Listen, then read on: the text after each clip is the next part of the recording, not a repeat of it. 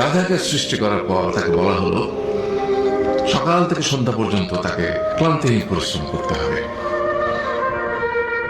সারা জীবন তাকে পিঠে ভারী বোঝা বইতে হবে, খেতে পাবে শুধু ঘাস, আর তার মাথায় কোনো বুদ্ধি থাকবে না।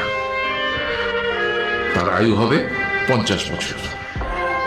গাধা করজোড়ে সৃষ্টিকর্তাকে বলল, আমি এত বছর বাঁচতে চাই না, আমাকে 20 বছর আয়ু দেওয়া হোক। সৃষ্টিকর্তা সেটাই মঞ্জুর করে। কুকুরকে যখন সৃষ্টি করা হলো তখন তাকে বলা হলো যে সে হবে মানুষের সবচেয়ে বড় বন্ধু, কিন্তু সে খাবে মানুষের উচ্ছিষ্ট, এবং তার আয়ু হবে 30 বছর। কুকুর সৃষ্টিকর্তাকে বললো, আমি এত বছর বাঁচতে চাই না, আমাকে 15 বছর আয়ু দেওয়া হোক। সেটাই মঞ্জুর করা হলো।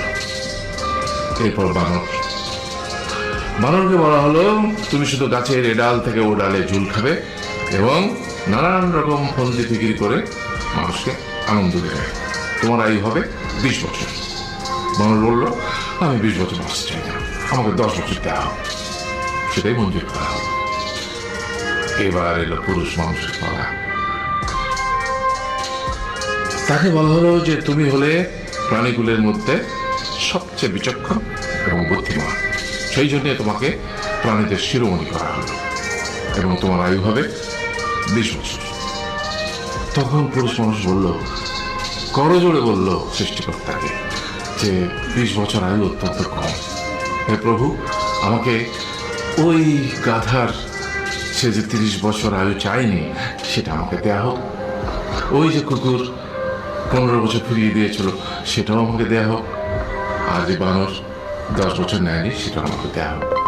20 বছর অত্যন্ত কম, আমি দীর্ঘদিন বাঁচতে চাই। সৃষ্টিকর্তা সেটাও মঞ্জুর করলেন। তারপর কি হলো? সেই থেকে ছেলেরা পুরুষ মানুষ হিসেবে বাঁচে 20 বছর, তারপরের 30 বছর সংসারের বোঝা পিঠে করে বয়ে বেড়ায়, সেটা কার মতো? গাধার মতো। তারপরের 15 বছর সে তার ছেলে মেয়েরা যা দেয় সেই রকম ঠিক কুকুরের মতো উচ্ছিষ্ট খেয়ে বাঁচে। আর তারপরে বৃদ্ধ বয়সে ঠিক বানরের মতো, যেমন গাছের এডাল থেকে ওডাল ঝুল খায় বানর, তেমনি এই ছেলের বাড়ি থেকে ওই ছেলের বাড়ি আর নানান রকম ফন্দি ফিকির করে তার নাতি নাতনিদের আনন্দ দেওয়ার চেষ্টা করে।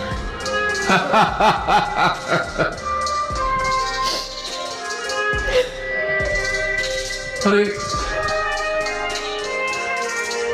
এই থাম, কাঁদছিস কেন? তোমাদের কত দুঃখ বাবা, এত কষ্ট।